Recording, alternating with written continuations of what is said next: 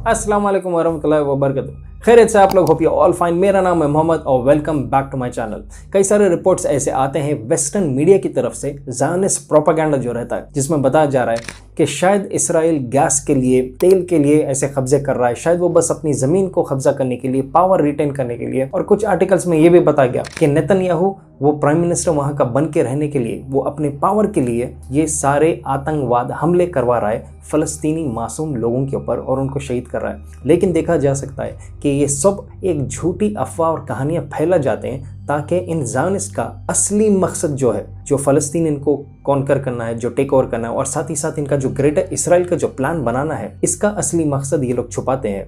क्योंकि रिसेंटली ये जंग छिड़ने से पहले इसराइली टीवी के ऊपर डिक्लेयर कर दिया गया था कि 5 लाल बछड़े, रेड हाइफर्स जिसको कहते हैं, जो लाल गाय के बच्चे होते हैं, वो तैयार उनके पास पहुंच चुके हैं इसराइल में। और यहाँ से जो इसराइली थर्ड टेंपल कहते हैं, जिसको दज्जाल का टेंपल भी हम कहते हैं, जिसको मुस्लिम्स कहते हैं कि दज्जाल एंटी क्राइस्ट क्रिश्चियनिटी के हिसाब से, और इसराइली ज़ायनिस्ट के हिसाब से मसाया कहते हैं, अवेटेड मसाया। इसका जो थर्ड टेंपल वहाँ पे बनने वाला है, इसकी तैयारी में 5 गाय के बच्चे इन्होंने ला लिया। और इस जंग से 1 महीना पहले जैसा ये डिक्लेयर किया गया था इसराइली टीवी पर, अल अक्सा के एक स्पोक्स पर्सन ने कहा कि अब यहाँ इसराइल किसी भी हाल, कुछ भी बहाना बनाकर अल अक्सा को टेक ओवर करने के लिए ये जंग छेड़ेगा फ़लस्तीनियों के साथ। और देखा जा सकता है कि 30 दिन के अंदर ही जंग शुरू हो चुकी है। तो देखते हैं कंप्लीट वीडियो में डिटेल में कि क्या है ये रेड हाइफर्स और कैसा तैयारी ये लोग कर रहे हैं थर्ड टेंपल को बनाने के लिए, और क्या रिलेशन है इन सब चीज़ों का इसराइली ज़ायनिस्ट के साथ। देखते हैं वीडियो में डिटेल में।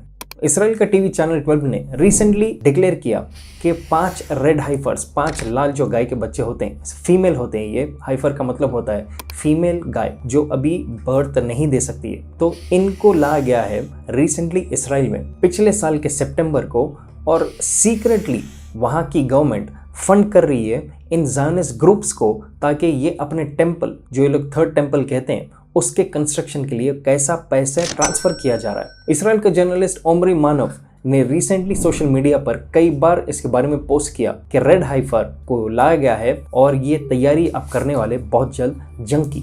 इसने काफ़ी अजीब से चीज़ें बताए, फैक्ट्स बताए इन रेड हाइफर्स को लेकर। और उसने ट्वीट में ये भी बताया कि एक प्रोफेसर ने टेस्ट किया और बताया, एक गाय के बछड़े का एशेस जब यूज़ करेंगे, जो जलने के बाद जो बच जाता है एशेस जो होते, तो उससे कई सारे बिलियन लोग प्यूरिफाई हो सकते हैं। क्योंकि इनके पास ऐसा बिलीव है इनके इसराइली ज़ायनिस्ट रबाइस का कि ये टेंपल माउंट पे जब तक नहीं जा सकते जब तक वो पूरी तरह प्योर ना हो जाए, मतलब कि साफ सुथरे ना हो जाए। और इनके पास टेंपल माउंट का मतलब है अक्सा का कंपाउंड, और साथ ही साथ ये प्योरिटी इन गाय के बछड़ों के एशेस से अपने आप को साफ करते हैं। इनका ऐसा बिलीफ है। इसराइल का जर्नलिस्ट ओमरी मानव ने एक और ट्वीट में बताया कि गवर्नमेंट खामोशी से शिफ्ट कर रही है पैसा इन ज़ायनिस्ट ग्रुप्स को थर्ड टेंपल के कंस्ट्रक्शन के लिए।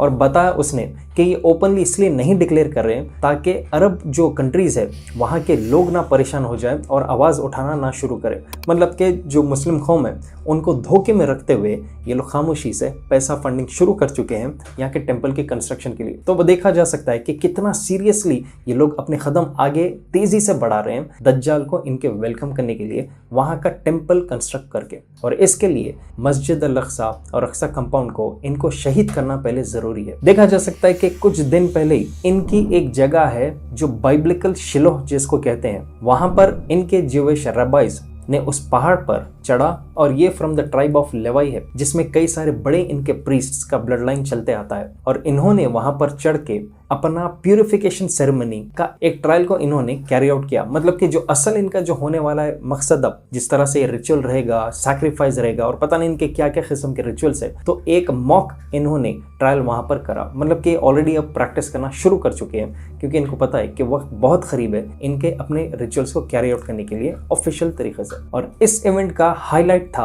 5 रेड हाइफर्स को वहां पर प्रेजेंट करना, जिससे ये बताया गया कि अंदाज़ा सब पब्लिक को बता देना ये लोग चाह रहे थे कि वक्त आ चुका है कि रेड हाइफर्स वहां पर आना और इनका एक मॉक रिचुअल कैरी आउट करना। इनकी किताब एक है जिसका नाम है the book of numbers, the tabernacle and the temple. और इस किताब में बताया गया कि वहाँ पर इससे पहले भी ये लोग अपने आप को प्यूरिफाई करते थे इन हाइफर के एशेस से। तो कंस्ट्रक्शन जब भी टेंपल का होता था, क्योंकि 2 बार ऑलरेडी इनका टेंपल यहाँ पर बताते हैं ये गिर चुका और 3rd टाइम अब ये कंस्ट्रक्शन करना चाह रहे हैं, तो इससे पहले भी सेम लाल बछड़ों के एशेस को यूज किया गया था प्यूरिफिकेशन के लिए। तो वो वही कस्टम को अब कैरी आउट करना चाह रहे हैं 3री बार, और इनके हिसाब से कहते हैं कि फाइनल टाइम अब होगा। इनके वर्जन ऑफ तोरा के हिसाब से ये बताया जाता है कि एक रेड हाइफर में कोई भी स्पॉट नहीं होना चाहिए, मतलब कि कोई और धब्बा नहीं होना चाहिए, कोई भी किस्म का उसके ऊपर दूसरे रंग का बाल भी नहीं रहना चाहिए, कंप्लीटली ये लाल होना चाहिए। और उसी हिसाब से इनके पास 5 हाइफर्स अब आ चुके हैं। बताया जा रहा है कि इनको अमेरिका से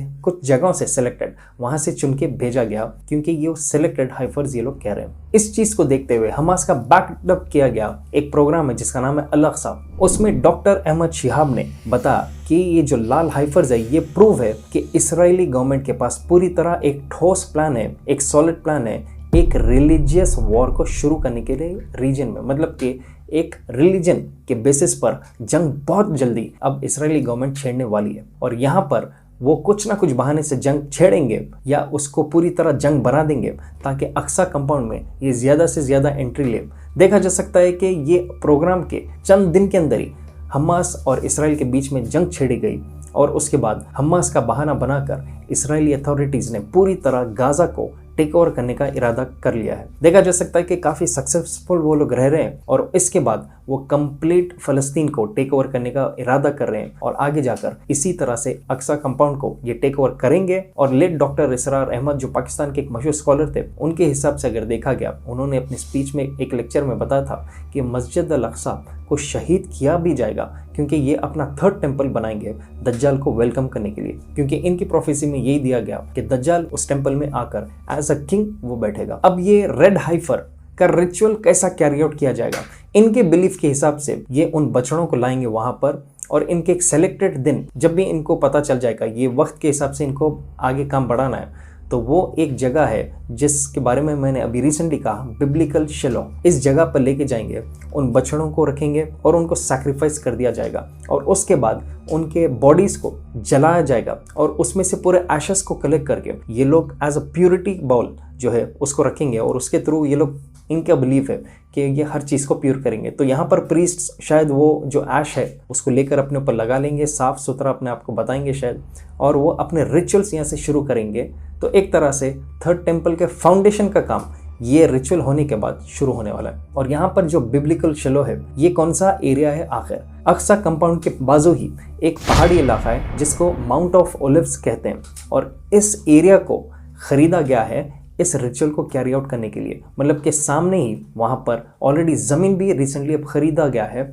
जहाँ पर ये रिचुअल को कैरी आउट किया जाएगा। तो देखा जा सकता है कि कैसा ये लोग खामोशी से और काफ़ी तेज़ी से इनका पूरा काम तैयार ये लोग कर रहे हैं। तो ये हिसाब से आप देख सकते हैं कि कैसा ये एक्चुअल रिचुअल है, कैसा 3rd टेंपल को इनका कंस्ट्रक्शन करना है, कैसा दज्जाल को ये लोग वेलकम करना चाह रहे हैं, कैसा ये सब चीज़ें हैं। एक्चुअल मकसद हमास के ऊपर जंग छेड़ने का इसराइली का, और ज़ायनिस्ट का एक्चुअल मकसद जो है, क्योंकि रिसेंटली मैंने एक रील देखा था जहाँ पर किसी ने बताया था कि इसराइल का मकसद एक्चुअल है कि वो गैस कहीं का लेना चाह रहा है, पेट्रोल कहीं का लेना चाह रहा है, इसलिए वो ऐसे किस्म के तमाशे कर रहा है, पता नहीं क्या क्या, और उसको शेयर कई सारे लोग भी कर रहे हैं सच समझ कर।